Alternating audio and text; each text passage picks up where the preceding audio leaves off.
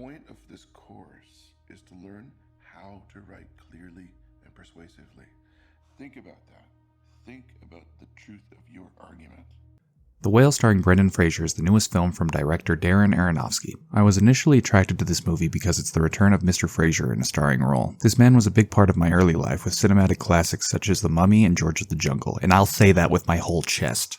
However, this film is a little bit out of his wheelhouse. Darren Aronofsky is a fascinating director with a dark and surreal style who will often disturb audience members with his films. Pair this with Brenden Fraser, who is mainly known for lighthearted cinema. It's going to be interesting to say the least.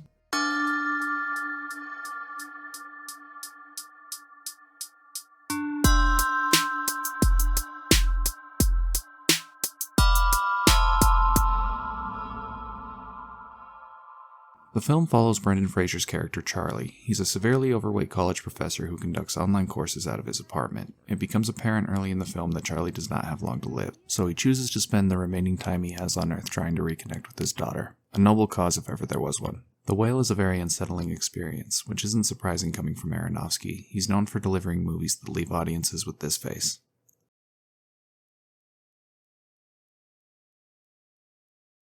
For better or for worse, this is what they look like when they leave. Viewers will watch how this man's behavior and circumstances have led him to this position in life. Charlie eats to feel good, and he often doesn't have much to feel good about. It's truly heartbreaking, and you feel sympathy for Charlie, but it's hard not to feel disgusted by his behavior at the same time, which the film may or may not throw in your face close to the end of the 2-hour runtime.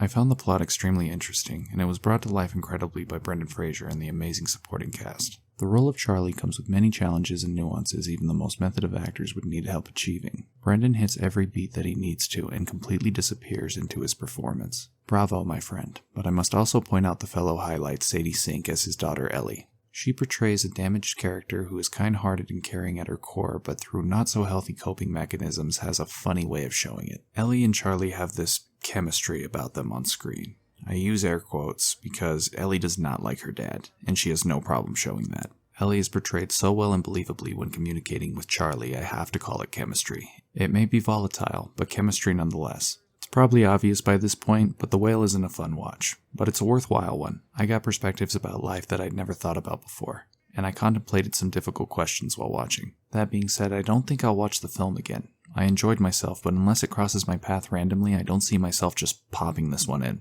Sometimes that's okay though. The Whale's the type of film that I think can make a huge impact off one viewing, and if you're looking for an alternative cinema experience, give it a shot.